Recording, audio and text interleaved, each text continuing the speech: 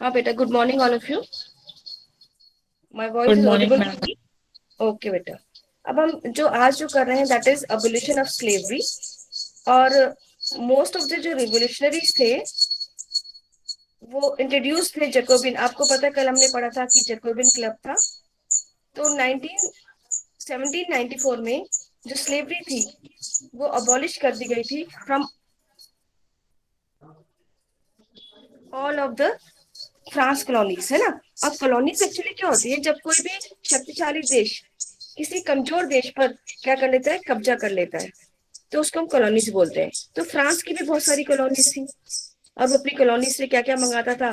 Tobacco, tobacco यानी कि तंबाकू, इंडिगो यानी कि नील, शुगर और कॉफी। ठीक है। और एक 17th सेंचुरी में एक ट्रायंगुलर व्यापार भी था यूरोप और अफ्रीका में और अमेरिका में। ठीक है। तो क्या होता था कि जो ये दास थे ना, इनको अफ्रीका से पकड़ा जाता था और अफ्रीका से पकड़कर इनको यूरोप भी लाया जाता था, उनको अमेरिका भी भेजा जाता था। इस मैप में आप दो चीजें देख रहे हैं, एक नैन्ते और एक बॉर्ड्रिक्स। नैन्ते और बॉर्ड्रिक जो थे ये पोर्ट थे जहां से ट्रेड जाता था, स्लेव ट्रेड। ठीक है। और ये ट्रेड, ये जो एरियाज थे, दोनों एरियाज ये बहुत खुशहाल एरियाज थे। Is it clear? और ये दीज वर द पोर्ट्स। और नेपोलियन जब आया था, नेपोलियन बोनापार्टे, उसने इसको री इंट्रोड्यूस किया था। ठीक है। नेपोलियन बोनापार्टे ने इस स्लेव सिस्टम को री इंट्रोड्यूस किया और फाइनली 1848 में स्लेवरी सिस्टम जो था वो अबॉलिश हो गया था फ्रांस कॉलोनी से। बॉडी में स्लेवरी सिस्टम, जैसे कि दासों को पकड़कर जकड़कर यूरोप कंट्री वाले अफ्रीका से लाते थे, अफ्रीका से उनको यूरोप में भेजा जाता था या अमेरिका में भेजा जाता था। तो फ्रांस से जो ये ट्रेड सिस्टम था वो दो पोर्ट से जाता था, एक था नैन्टे और दूसरा था बॉर्ड्रिक्स। ठीक है। और फिर फाइनली यहाँ से फिर वो अमेरिका भेजते थे। इस तरह से स्लेव सिस्टम चलता था। दास व्यापार होता था, मानव का व्यापार होता था। कहाँ से होता था? उनकी कॉलोनी से। कहाँ से होता था? उनकी कॉलोनी से होता था, क्योंकि कॉलोनीज उनकी कमजोर देश थे और वहां से वो उन दासों को खरीदते थे या उनको जबरन पकड़ते थे। Is it clear to all of you? Is it clear? Ankit Yadav, yes ma'am. बेटे स्लेव सिस्टम क्या होता है? स्लेव सिस्टम मैम क्या होता है? हाँ बोलो। दृष्टि,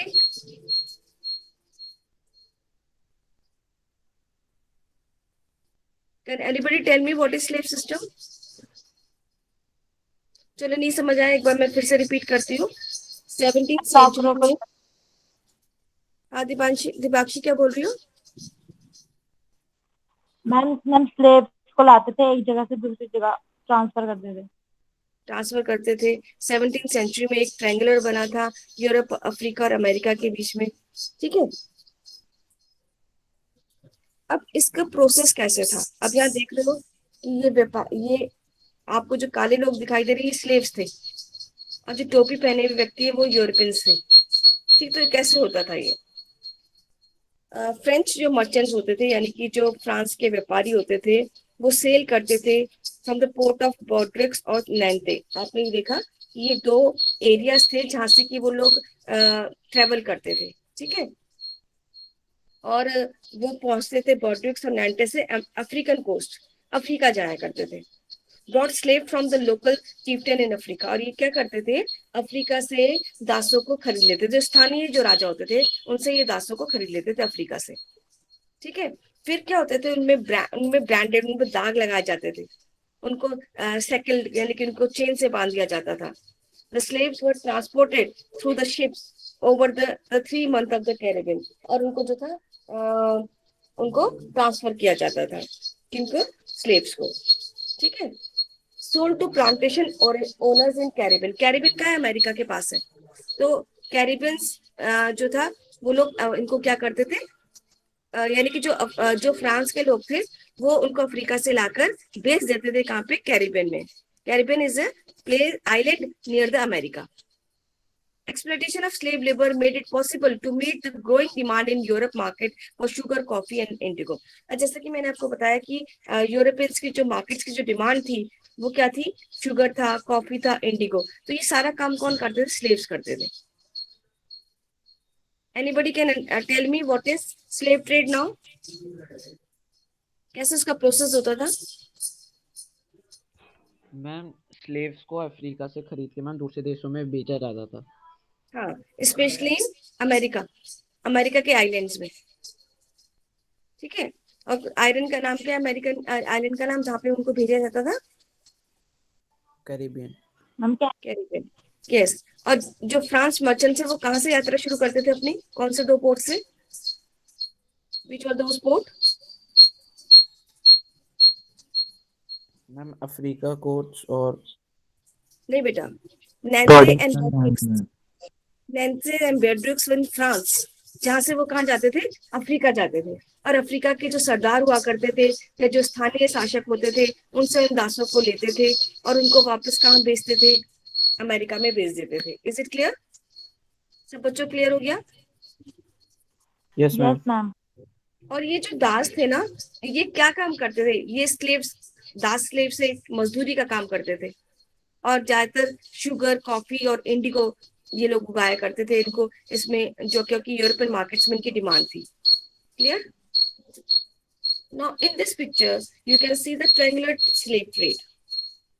in this map you can see the triangular slave trade. ठीक है, यहाँ आपको फ्रांस दिखाई दे रहा है रेड कलर का, ये फ्रांस से कहाँ जा रहे हैं, अफ्रीका जा रहे हैं। और अफ्रीका से ये लोग पहुंच गए कहाँ पे, कैरिबियन में, ठीक है। और यहाँ पे आपको दिखाई दे रहा है एक पोर्ट, बॉड्रिक्स पोर्ट, जहाँ ये जाया करते थे, ठीक है। Is it clear all of you? ये ट्रायंगुलर मैप आप सब बच्चों क्लियर हो गया? This is a world map.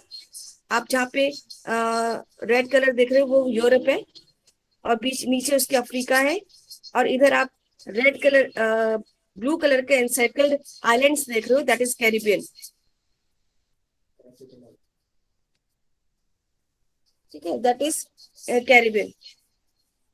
Is it clear? ये क्लियर हो गया बच्चों? यस। Okay okay. अब हम देखते हैं कि there was very little criticism of slavery during the 18th century of France. Why? तो फ्रांस में जो दास प्रथा थी ना उसकी बहुत कम आलोचना की गई है। उसका क्या रीजन था? सबसे पहले है कि जो नेशनल असेंबली थी, आपको पता है कि नेशनल असेंबली फॉर्म हो गई थी आफ्टर लुई 16। तो लुई 16 के बाद जो नेशनल असेंबली फॉर्म हुई थी उसमें ज्यादातर मैन को इंक्लूड किया था। Discuss whether the right of man should be extended to all French subjects, including those in colonies। तो ये भी डिस्कस किया गया था कि जो कॉलोनी में रहने वाले जो फ्रांस पीपल है, मैन है, क्या जैसे कि स्लेव्स है, क्या उनको भी अधिकार मिलने चाहिए? तो उसमें कोई भी चुप्पी साध दी थी उन लोगों ने। When no laws were passed during fearing opposition from businessmen whose income depended on slave trade। और जो जो बिजनेसमैन थे वो भी इसका अपोज नहीं करते थे क्योंकि उनकी तो इनकम ही स्लेव ट्रेड से आती थी, इसलिए बहुत कम आलोचना की गई इस स्लेव ट्रेड की फ्रांस में। Then convention of 1794 legislated to free all slaves in French colonies. और एक नियम बनाया गया, कानून बनाया गया कि जितने भी स्लेव्स हैं उनको फ्री कर दिया जाए 1794 में, ठीक है। क्लियर हो गया बच्चों? किसी को कोई डाउट है तो पूछ सकते हैं बेटा। ओके, अब क्या हुआ, रेवोल्यूशनरी एंड डेली लाइफ। सबसे पहले जब हम ओल्ड रिम की बात करते हैं, ओल्ड रिम का मतलब तो पुराना शासन। तो पुराने शासन में जितनी भी बुक्स थी, जितने भी न्यूज़पेपर था, वो सब could be published or performed only after they had been approved by the censors। They have been improved by the censors only। ठीक है बेटा? Is it clear? Is it clear? Yes ma'am. Okay। Abolition of censor and the storming of Bastille। ठीक है। अब क्या हुआ कि 1789 में जो था जो स्ट्रोमिंग थी बेस्टाइल के किले से गिर गई थी, तो एबोलिशन को खत्म कर दिया गया था। फिर क्या हुआ था, declaration of rights of man and citizen, freedom of speech and expression to a natural right. और ये कह दिया गया था कि भाई जो declaration of right of man and citizen क्या है, वो नेचुरल राइट है। The newspapers, pamphlets, booklets, printed pictures flooded the towns and traveled rapidly into the countryside। अब धीरे धीरे क्या होने लगा कि जो न्यूज़पेपर्स थे, पैम्पलेट्स थे, बुक्स थी, वो पिक्चर्स थी, वो लोगों के बीच में बंटने लगी थी। फिर लोग जो थे सॉन्ग्स भी करने लगे, प्लेस करने लगे, फेस्टिवल प्रोसेशन करने लगे, जिससे कि large number of people they were attracted and spread the idea of liberty and justice among uneducated people as well। तो जितने भी, यानी कि अब क्या हो गया था कि एक तरीके से लोगों को आजादी मिल गई थी, है ना। तो जितनी भी बुक्स पहले छपती थी वो लोगों को नहीं मिलती थी, अब लोगों को मिलने लगी, लोगों को अधिकार मिल गए, अपनी स्पीच और एक्सप्रेशन को वो व्यक्त करने लगे थे, लोगों को नेचुरल राइट्स मिलने लगे थे। ठीक है, इज इट क्लियर? यहाँ तक से बच्चों क्लियर हो गया? आई होप यस बच्चों को मैम। यहाँ क्लियर हो गया होगा। अब हम चले बेटा, कल हमने पढ़ा था Napoleon Bonaparte. He was a military dictator, यानी कि वो एक सेना के तानाशाही शासक थे। तो 1805 में बोनापार्टे ने, नेपाली नेपोलियन बोनापार्टे ने, वो राजा बन गया और अपने आप को फ्रांस का राजा डिक्लेयर कर दिया। किसने? Napoleon Bonaparte. Napoleon Bonaparte. फिर 1815 में वो फाइनली डिफीट भी हो गए थे, हार भी गए थे बैटल ऑफ वाटरलू में। बैटल ऑफ वाटरलू में वो हार गए थे with the combined force of Britain and Persia. तो फ्रांस का युद्ध हुआ था ब्रिटेन और पर्शिया के साथ, जिसमें कि नेपोलियन हार गए थे। ठीक है, then problem link with Napoleonic era. एक तो प्रतिबंध बहुत ज्यादा लगा दी थी उन्होंने, फिर उन्होंने री इंट्रोड्यूस कर दी थी स्लेवरी। री उन्होंने क्या किया था, पहले तो प्रतिबंध लगा दिए थे, सेंसरशिप लगा दी थी और स्लेवरी को फिर से लागू कर दिया था। इसलिए नेपोलियन एरा जो था वो फेल हो गया था। अब आते हैं कि उन्होंने वैल्यूएबल कंट्रीब्यूशन क्या दिया नेपोलियन ने। तो नेपोलियन का जो वैल्यूएबल कंट्रीब्यूशन है वो बहुत ज्यादा है, और वो क्या है, law for protection of private property, यानी कि जो प्राइवेट प्रॉपर्टी होंगी उसके लिए संरक्षण के लिए कानून बना दिया गया। फिर उन्होंने यूनिफॉर्म वेट्स एंड मेजर्स किए। ठीक है, इस सब जगह एक जैसा वेट्स एंड मेजर्स होंगे। फिर उन्होंने डेसिमल सिस्टम, दशमलव प्रणाली को उसने लागू किया। फिर उसने लिबर्टी, उन्होंने carried the revolutionary idea of liberty and modern law of other part of the Europe to. Is it clear बच्चों? अब इस चैप्टर में हमें कंक्लूजन क्या निकलता है? सबसे पहला कंक्लूजन हमें इस चैप्टर का निकलता है, the idea of liberty and democratic rights were most important legacy of the French Revolution। तो अगर हम देखें बच्चों, तो फ्रांस रेवोल्यूशन की अगर हम हिस्ट्री देखते हैं तो उससे बहुत इंपॉर्टेंट आइडियाज वर्ल्ड को मिले, जैसे कि लिबर्टी का आइडिया, क्योंकि आपको पता है कि लुई 16 जो थे वो बहुत ज्यादा अत्याचारी राजा था, लोगों पर अत्याचार करता था, लोगों को पर बहुत सारे उसने प्रतिबंध लगा दिए थे, जैसे कि आम लोगों को टैक्स देने पड़ते थे। तो अब जब फ्रांस रेवोल्यूशन हुआ, कब हुआ था फ्रांस रेवोल्यूशन? 14 जुलाई 1789। यस, 14 जुलाई 1789 को जो फ्रेंच रेवोल्यूशन हो गया था, तो उससे लोगों के विश्व में, फ्रांस में क्या, rest part of the world में भी ये मैसेज भेजने लगा, ये संदेश पहुंचने लगा कि there is a idea of liberty, आजादी भी कोई चीज होती है और लोगों को डेमोक्रेटिक राइट्स मिलने चाहिए। ऐसा संदेश जगह जगह पहुंचने लगे थे। And can anybody tell me the slogan of French revolution? क्या कोई बच्चा फ्रेंच रेवोल्यूशन के स्लोगन्स को बता सकता है? Equality, liberty and fertility.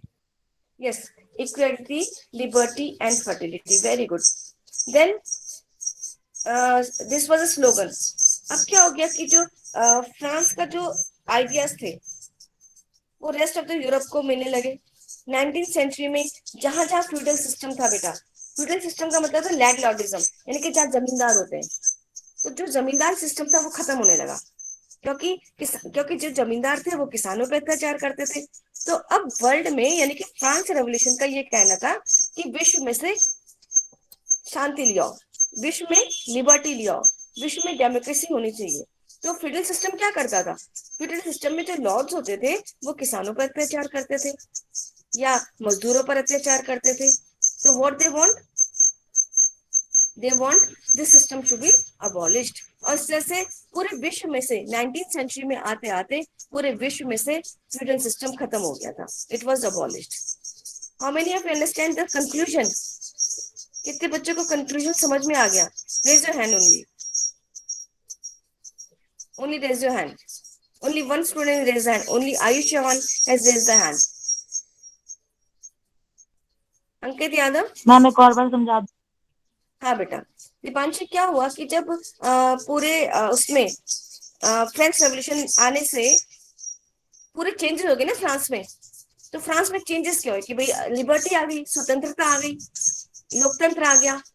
तो ये जो एक लेगेसी था, ये वर्ल्ड को कंट्रीब्यूशन था उनका।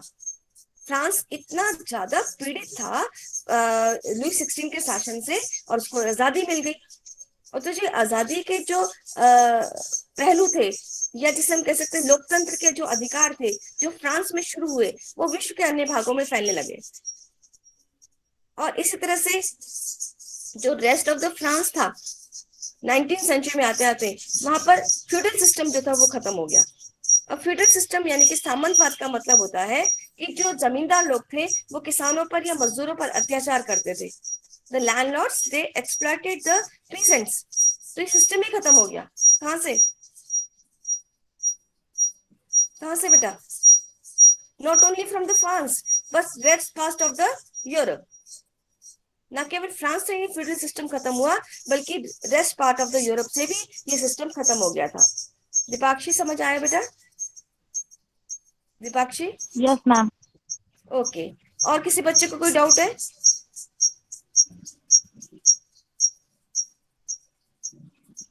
ओके। यहाँ पे कुछ क्वेश्चंस है जो मैं आपसे पूछने जा रही हूँ। What was the old regime? पुराना शासन क्या था? आप लोग जवाब दोगे, मैं नहीं जवाब दूंगी। फ्रांस में पुराना शासन क्या था बेटा? मैम लुई 16 जब फ्रांस में राज करता था तब। Very good answer. जब लुई 16 फ्रांस में शासन करते थे तो उसको ओल्ड रिम कहा जाता है, यानी कि पुराना शासन कहा जाता है। Who was the king of France in 1789? Louis 16. Louis 16. No, Louis 16. Very good. Louis 16 was the king of France in 1789. Who was Marie Antoinette? Ma'am, Wife he was of- wife of Louis. Wife of Louis. Yes, she was wife of Louis 16. Write any three causes of French Revolution. कोई बच्चा बता सकता है कि France की क्रांति के 3 कारण बताने हैं? Increases of taxes. Rising of bread price, problem of bad harvest. Yes. देखो मैं बताती हूँ बेटा आपको 3 कारण। सबसे पहला जो रीजन था कि जो लुई 16 गद्दी पर बैठे थे वो बहुत कम एज के थे, इनएक्सपीरियंस थे। और जिस समय लुई 16 गद्दी पर बैठे उस समय फ्रांस का खजाना लगभग खत्म हो चुका था। First point.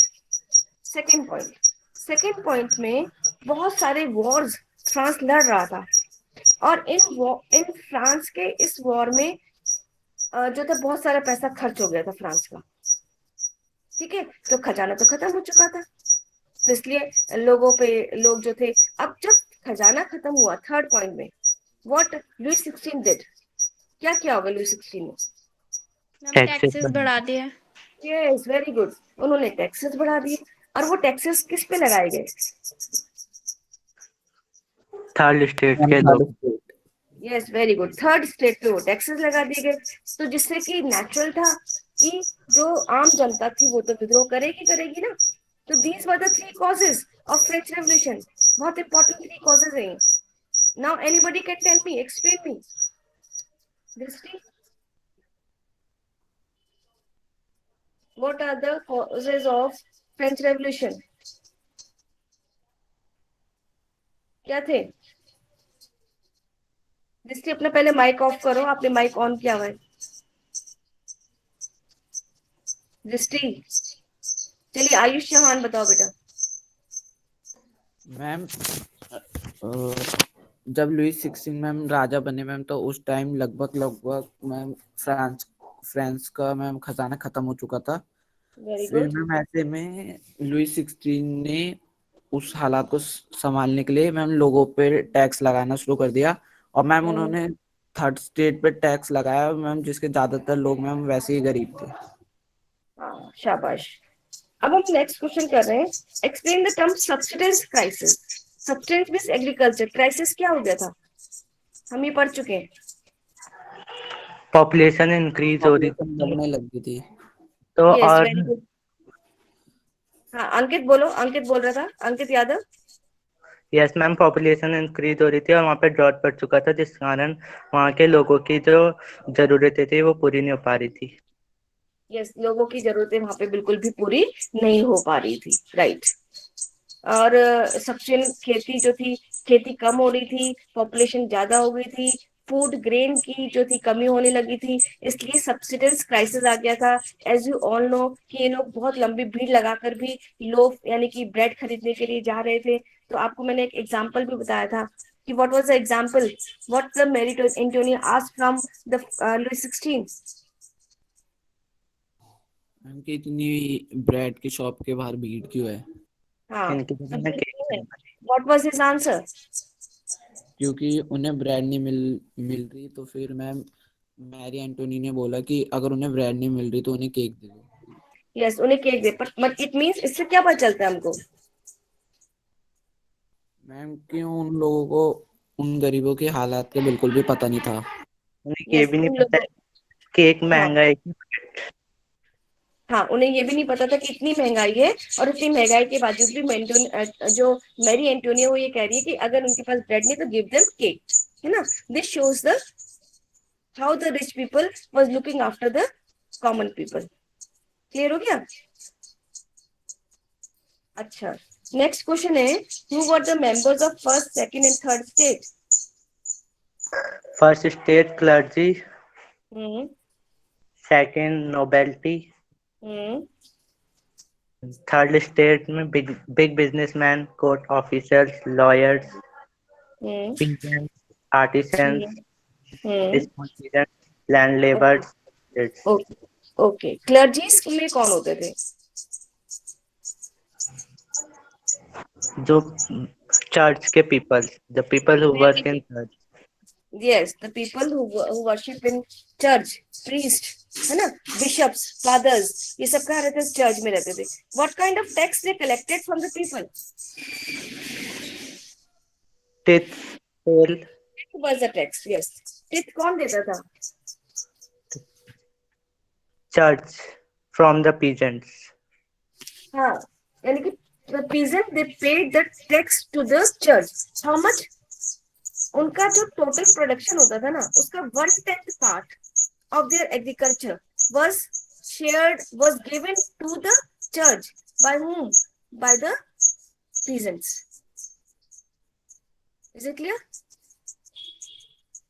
कितना बेटा, कितना पार्ट बताया मैम ने। 110। 110। 1/10 part of the their share was given to the, इसलिए वो रिच थे, ठीक है। and moreover they were taking the taxes also. The second one was, second में कौन था। टेली। नहीं सेकंड, हाँ नेक्स्ट टैक्स वाज टेली, जो कि किंग लेता था किससे, पीपल से। दो तरह के टैक्स हैं, one is tithe and second is taille. तो टेली जो टिथ था, it was the peasants those who gave to the churches. Then taille was a tax which was collected by the king from the peasants. Taille जो tax था वो राजा द्वारा किसानों से लिया जाता था, ठीक है। अब जो सेकंड ग्रुप था ना, सेकंड जो स्टेट था, उसमें कौन कौन लोग थे। King's family, king and king, noble. Noble and nobles, है ना, जो कोर्ट के नोबल्स होते थे वो सब उसमें होते थे।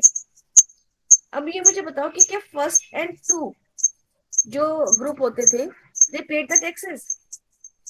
No ma'am. Ma'am They do not pay the taxes. Who paid the taxes? Only third state. Only third state.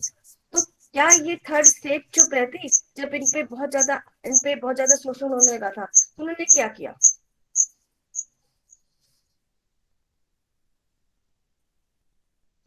जब उन पे बहुत ज्यादा शोषण होने लगा थर्ड स्टेट पे, तो उन्होंने क्या किया होगा? मैम उन्होंने विरोध करना स्टार्ट करा। विरोध किया और हम्म, और क्या हुआ? उन्होंने मैम उन्होंने ग्रुप बना। बेस्ट तोड़ दिया क्या 14 तोड़ा जुलाई था बेटा? अंकित, यस मैम। हाँ बताओ क्या हुआ था बेटा? क्या किया उन लोगों ने जो उन्हें रिवोल्यूशनरी? हाँ, उन्होंने अपना गुस्सा दिखाने के लिए 14 जुलाई 1789 को the French revolution break down कर दिया और बेस्टाइल फोर्ट पर हमला कर दिया था। यस। तो बेस्टाइल के किले को ध्वस्त कर दिया गया था, खत्म कर दिया गया था। और उसके बाद क्योंकि में वो क्योंकि वो उस राजा की ताकत को दिखाता था, उसकी पावर दिखा रहा था, इसलिए उसने।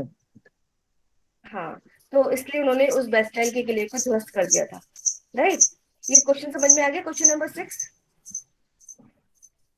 Now question number 7, explain the voting practice of state journal. Voting practice थी क्या थी स्टेट जर्नल की? तो उसके लिए हम थोड़ा सा स्टेट जर्नल की ओर जाते हैं कि स्टेट जर्नल में था क्या एक्चुअली।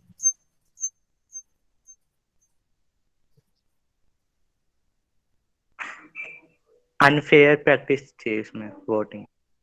ओके, और अनफेयर प्रैक्टिस थी, और क्या था बेटा? किंग्स ने डिटेक्ट कर दिया था कि 1% को 1 वोट का अधिकार होगा इस चीज। Yes, very good. The kings declared that one person to be as given to be as a one vote. ठीक है? And which was again which was क्या हुआ था उससे स्टेट जनरल लोगों ने, जो थर्ड स्टेट के लोग थे ना, उन्होंने उसको विरोध कर दिया था उसका कि भाई एक ही व्यक्ति को वोट देने का अधिकार क्यों है? और राजा ने भी उनको जो था उनके अधिकार को मानने से इनकार कर दिया था कि उनको ये अधिकार नहीं मिलने चाहिए। किसको? थर्ड स्टेट थी। थर्ड स्टेट को। और इसलिए जो था इस थर्ड स्टेट को क्या कर दिया गया? इसने प्रोटेस्ट करा और इसने अपनी एक अलग से असेंबली बना दी। यस, नेशनल असेंबली जो थी वो फॉर्म हो गई थी। क्लियर हो गया? इज इट क्लियर बेटा? Yes ma'am. Unfair voting practice led to more anger at each state had one vote. Unfair voting practice थी, और जो कहा गया कि when the king rejected the proposal one vote member of third state, लेकिन जो third state होगा उनको ये अधिकार नहीं मिलेगा। तो इन्होंने प्रोटेस्ट कर दिया, किन लोगों ने? Third state people. हाँ, एक बार हम जनरल इस स्टेट जनरल को हम दोबारा से पढ़ते हैं बेटा, मैं एक बार फिर से समझा रही हूँ। In France under the old regime, old regime किसका है?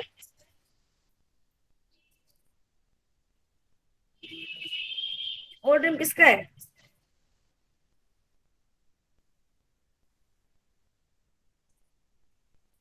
बेटा किसका है ओल्ड रिम? ओल्ड रिम का मतलब अभी तो बताया था मैंने।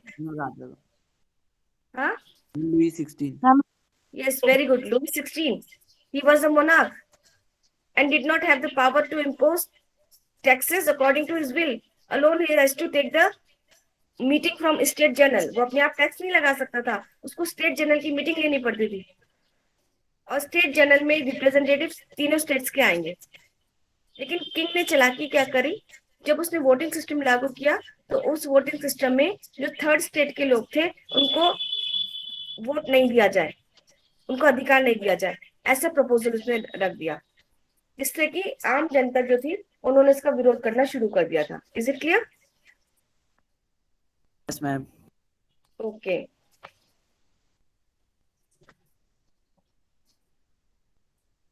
हमारा नेक्स्ट क्वेश्चन है, right importance of tennis court oath in revolution. क्या इंपॉर्टेंस है टेनिस कोर्ट की?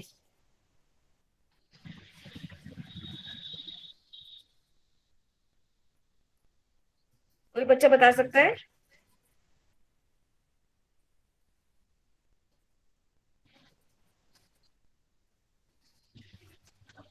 This is the tennis court oath, a preparatory sketch of large painting by Jacques Louis David and intended to be hung in National Assembly.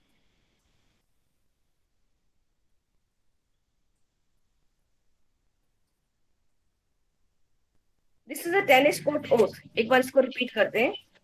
हुआ ये कि जून 20, 1789 को third state establish national assembly. जब उनको जो था उनका अधिकार 1 वोट वाला खत्म कर दिया तो इनको गुस्सा आया किसको, थर्ड स्टेट को, और थर्ड स्टेट ने एक नेशनल असेंबली फॉर्म कर ली.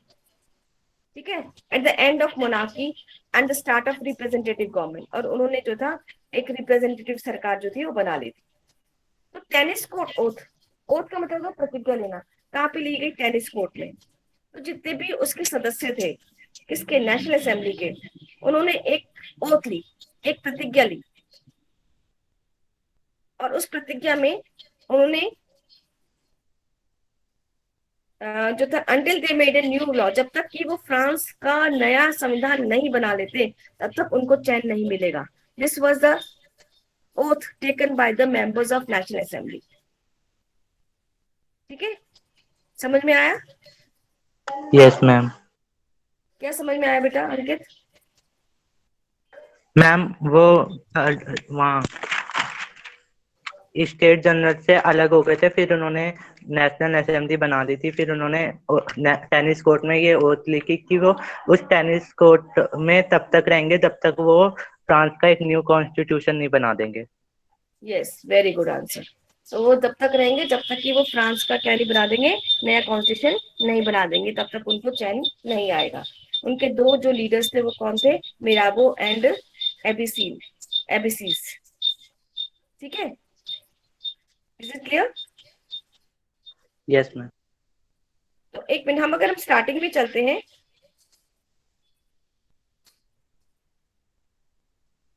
This was the actual society जो of France.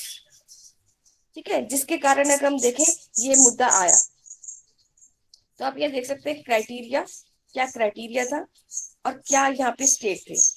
First state, second state and third state comprising of. जो फर्स्ट स्टेट था इसमें कौन लोग थे, इसमें रोमन कैथोलिक चर्च था. अच्छा, एक मिनट, ये भी ध्यान रखेंगे बेटा कि आज की डेट में दो तरीके के चर्च होते हैं. एक होता है रोमन कैथोलिक चर्च और एक होता है प्रोटेस्टेंट चर्च. प्रोटेस्टेंट जो चर्च था वो मार्टिन लूथर के द्वारा बनाया गया था, जिन्होंने इस रोमन कैथोलिक चर्च का विरोध किया था. लेकिन इस चैप्टर में हम केवल रोमन कैथोलिक चर्च को ही लेंगे, क्योंकि उस समय जो एग्जिस्ट करता था वो केवल रोमन कैथोलिक चर्च ही एग्जिस्ट करता था. सेकंड वाली जो ग्रुप था उसमें रिच नोबल्स थे holding high office in the government. जितनी भी गवर्नमेंट की हाई पोस्ट होती थी उसमें ये रिच नोबल्स ही होते थे. और जो थर्ड स्टेट था उसमें रिच बिजनेसमैन थे, वर्कर्स थे, पीजेंट्स थे, मिडिल क्लास थी, आर्टिशियंस थे. ये सारे के सारे लोग थर्ड स्टेट में होते थे. अब कहा जाता है कि अगेंस्ट एनलाइटमेंट आइडिया, यानी कि जो कि बुद्धिजीवी आइडिया होते थे उसके विरोध करते थे ये लोग. थर्ड सेकंड स्टेट भी करता था, लेकिन जो थर्ड स्टेट था वो एनलाइटमेंट आइडियाज में बिलीव करता था. एनलाइटमेंट मतलब प्रबुद्ध शक्ति में, मतलब कि बुद्धिमत्ता पर विश्वास करते थे वो लोग. कौन लोग? थर्ड स्टेट वाले. अब जो पॉपुलेशन थी ना फर्स्ट और सेकंड स्टेट वाली, वो केवल 2% थे और टोटल पॉपुलेशन. तो जो अमीर लोग थे उनकी पॉपुलेशन बहुत कम थी, जबकि जो जो थर्ड स्टेट था उनकी पॉपुलेशन बहुत ज्यादा थी. कितनी थी? 98%. यस, 98% थर्ड स्टेट की पॉपुलेशन थी. अब जो लैंड होल्डिंग्स थी सोर्सेस की, वो उनके पास केवल 10% थी. थर्ड स्टेट के पास 30% थी. और जो थर्ड स्टेट था उनके पास, सेकंड स्टेट के पास 30% थी, और जो थर्ड स्टेट था उनके पास टोटल लैंड रिसोर्सेस 60% थी. लेकिन इसमें से बहुत सारा हिस्सा उनको टैक्स के रूप में देना पड़ता था. ठीक है, अब टैक्सेशन की बात आई तो उनपे अगर हम टैक्सेशन की बात करते हैं तो जो बड़ी क्लासेस थी उनके वो केवल 2% इनकम टैक्स का देते थे. ठीक है, हालांकि कई तो देते भी नहीं थे. और इधर देखो सेकंड स्टेट में paid no taxes because of a feudal system of of obligation and no taxes, यानी कि जो सेकंड स्टेट था वो बिल्कुल भी टैक्स नहीं देता था। और जो लास्ट वाला स्टेट देखोगे आप, तो वो nearly half of the total income, जो भी इनकी इनकम होती थी। टेली टेली वो किसको दे रहे हैं? किंग को देते थे ना। टिप तो वो चर्च को दे रहे हैं, टेली वो किसको देते थे? मैम किंग को। किंग को देते थे। उसमें डेली कॉमेडी, यानी कि आप सोचो सोप है, सॉल्ट है, ब्रेड है, इस पे भी टैक्स लगता था। और इसके अलावा वो टिप जो थे वो चर्च को भी देते थे। तो अगर आप इस डायग्राम को देखोगे, इस पिक्चर को देखोगे, तो इसमें सबसे ज्यादा कंडीशन किसकी खराब हो रही है?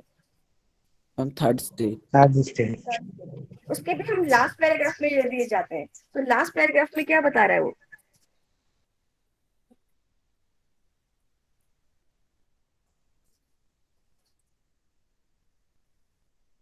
कि सबसे ज्यादा कंडीशन किसकी खराब है? मैम थर्ड स्टेट की। तो दो तरह के कौन कौन से टैक्स दे रहे हैं? Anybody else? Priyanshu, you can tell me. Priyanshu, Priyanshu,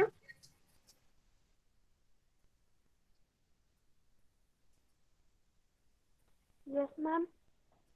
हाँ बेटा, कौन से दो टैक्स थे?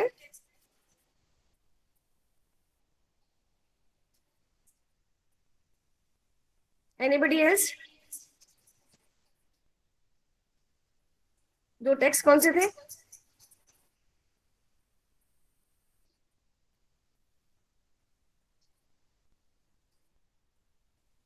टिथन, टेली, आयुष्मान, दो टैक्स कौन से थे? Ma'am tithe and taille. Yes. Tithe क्या था? Ma'am a type of tax collected by the church.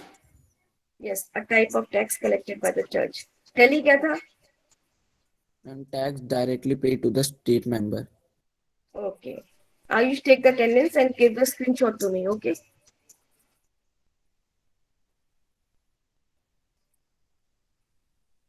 Okay. How much population of third state? Third state की पॉपुलेशन कितनी थी? 98%। Yes, 98% population of the third state. And उनकी कितनी percent था bishops का, क्लर्जीज का? और सेकंड स्टेट का 2%। 2% था। तो बच्चों यहाँ पे आपका ये आज का चैप्टर कंप्लीट होता है। तो हमने फर्स्ट चैप्टर कंप्लीट कर लिया है। कौन से चैप्टर का नाम क्या है? The French revolution. Yes, French revolution. And I hope इससे पहले आपने क्लास रिकॉर्डिंग अपने गूगल क्लासरूम में देख ली होगी। आज की भी इस गूगल क्लासरूम में अगर जिन बच्चों का कुछ छूट गया है, आप उसको उसमें देख सकते हैं। ठीक है बच्चों? ओके, बाय बच्चों, आई हैव अनदर क्लास।